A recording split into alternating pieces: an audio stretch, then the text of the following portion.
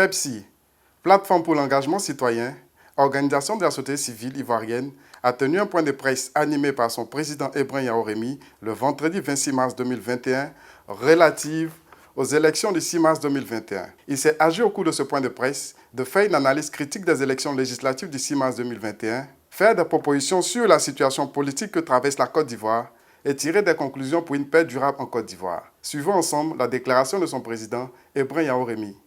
Mesdames et messieurs, la jeunesse consciente de Côte d'Ivoire, réunie au sein de la plateforme pour l'engagement citoyen de Côte d'Ivoire, PEPSI, et ses 35 organisations de la société civile ivoirienne ont jugé utile de vous convier ce jour à ce point presse afin de porter une analyse critique sur la situation sociopolitique de ces 20 dernières années. Nous avons décidé de faire des propositions pour une sortie de crise définitive sur la situation particulière que traverse notre pays, la Côte d'Ivoire. Car il est de notre devoir, en tant qu'organisation de la société civile ivoirienne, de lutter de toutes nos forces et de toute notre arme pour garantir l'avenir de la jeunesse ivoirienne et celui des générations à venir. Mesdames et messieurs, notre pays vient encore d'être frappé par le malheur, car un autre fils digne vient d'être rappelé à Dieu. Nous vous prions d'observer une minute de silence à la mémoire de notre regretté, le Premier ministre Ahmed Bakayoko. Mesdames et messieurs de la presse nationale et internationale, nous étions en face de vous le vendredi 5 mars 2021 pour un point presse, au cours duquel nous avons eu à interpeller la commission électorale dite indépendante, CEI, pour la énième fois, afin que les résultats qui sortiraient des urnes pour les élections législatives du 6 mars 2021 ne nous amènent pas à une autre crise post-électorale, avec de nombreux morts comme celle des différentes élections précédentes. Nous tenons ici à féliciter les acteurs politiques ivoiriennes et plus particulièrement la jeunesse ivoirienne qui a pris une part active à ces échéances électorales du 6 mars 2021 et qui a su garder son sang-froid pour nous éviter des troubles, malgré les nombreuses provocations par endroits. Cependant, il faut rappeler qu'il y a eu beaucoup d'irrégularités, d'anomalies et de dysfonctionnements de la part de la commission électorale indépendante qui porte sur les procès verbaux des résultats de vote dans plusieurs localités, notamment à Gboville, Yamoussoukro et bien d'autres zones. Nous estimons qu'il faut en tirer toutes les conséquences de ces élections, car, de notre point de vue, cette commission électorale dite indépendante n'a pas été à la hauteur des attentes du peuple souverain de Côte d'Ivoire.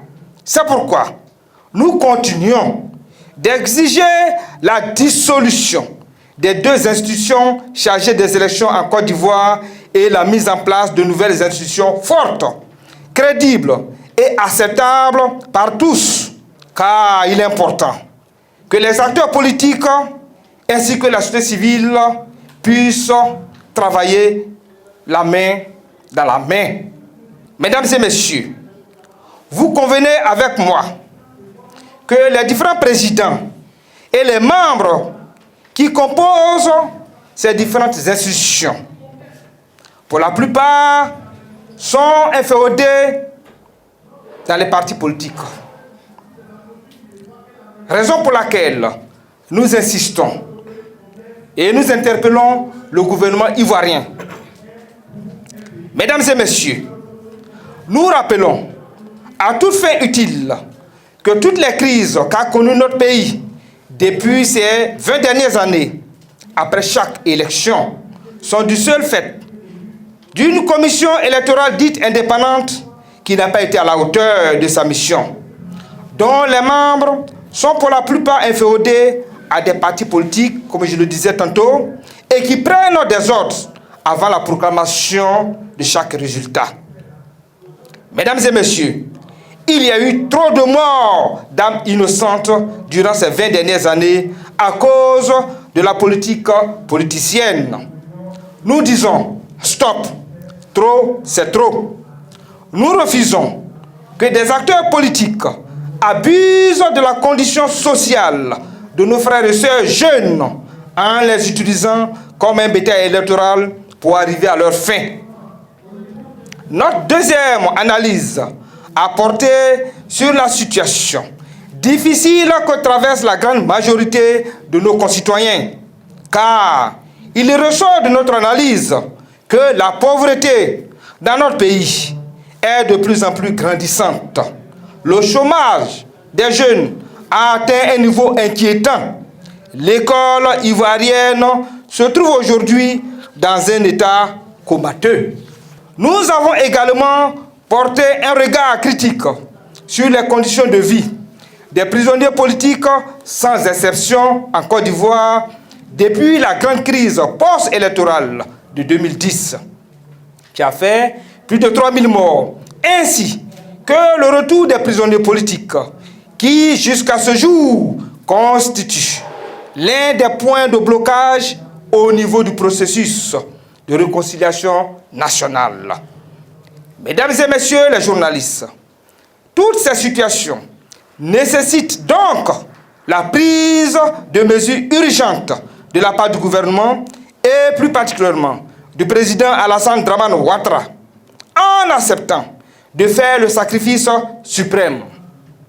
Oui, le comité exécutif des 35 organisations de la société civile ivoirienne que nous présidons demande au président Alassane Ouattara d'accepter de s'asseoir autour de la même table que son aîné, le président Henri Konan Bédié, son frère, le président Laurent Gbagbo, ainsi que toutes les forces vives de la nation pour nous ramener cette denrée rare qu'est la paix.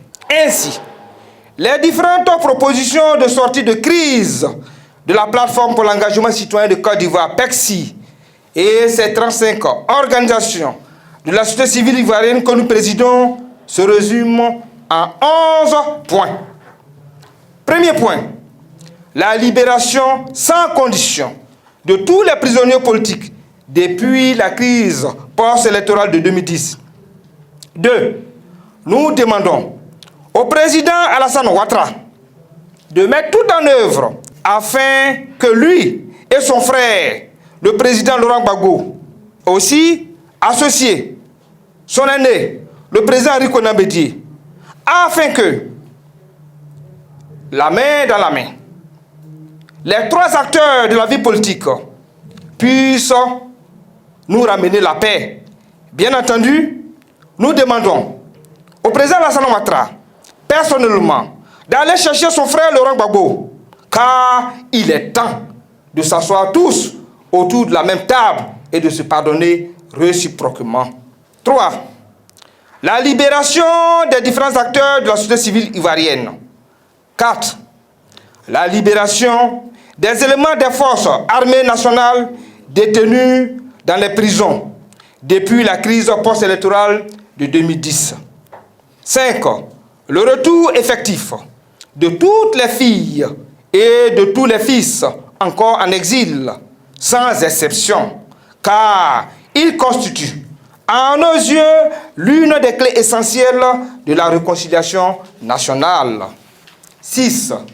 Le comité exécutif des 35 organisations de la société civile ivoirienne que nous présidons demande à son Excellence, le président Alassane Ouattara, d'associer toutes les forces vives de la nation à la gestion du pays à travers la mise en place d'un gouvernement de large ouverture.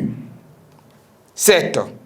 Nous sollicitons l'implication réelle de la communauté internationale et plus particulièrement de l'ONU afin d'accompagner le peuple de Côte d'Ivoire dans la mise en place effective d'un gouvernement de large ouverture qui aura pour priorité la réconciliation des Ivoiriens, car les blessures sont profondes et nous devons apprendre à nous pardonner mutuellement.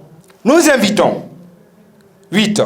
Le doyen d'âge de la politique ivoirienne, son Excellence, le président Henri Konan Bédié, et son jeune frère, son Excellence, le président Alassane Ouattara, a privilégié la voie du dialogue, du pardon, en mettant tout en œuvre au nom du père fondateur de la Côte d'Ivoire moderne, Feu Félix Faure-Boigny, afin de nous ramener la paix, car tous les regards sont tournés vers eux pour la reprise du dialogue direct.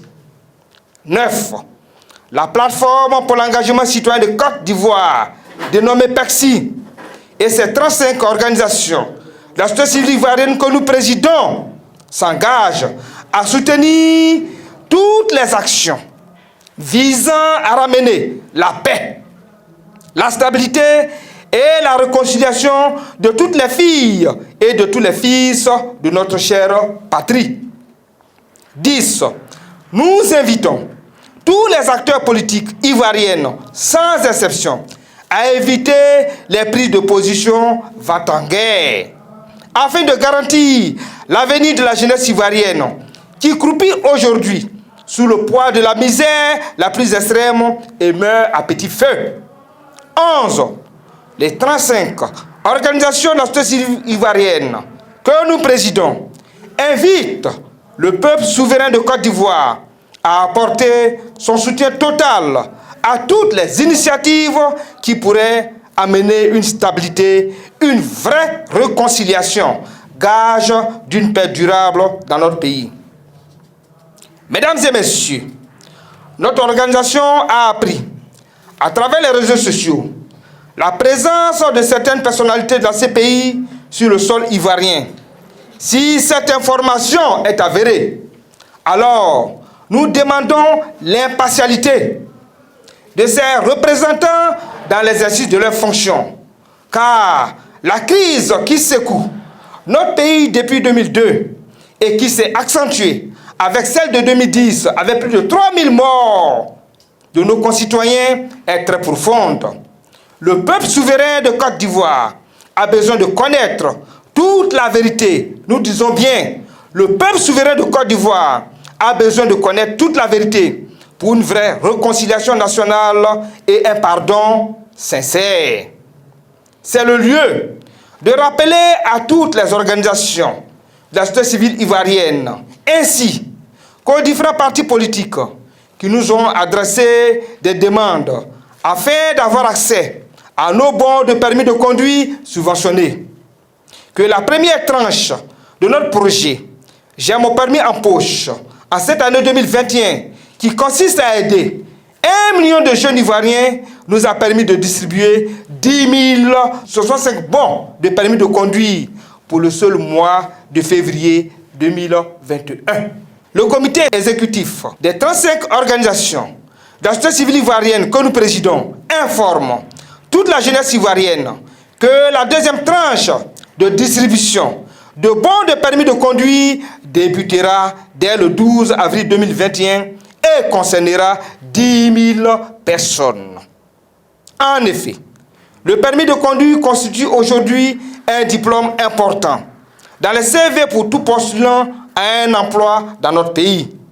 Ainsi, notre organisation a jugé utile d'aider la jeunesse ivoirienne dans un souci permanent de contribuer à éradiquer progressivement le taux de chômage qui, de notre point de vue, constitue un danger permanent pour la stabilité et la paix dans notre pays.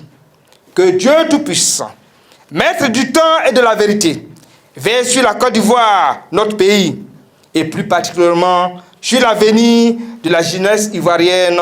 Je vous remercie.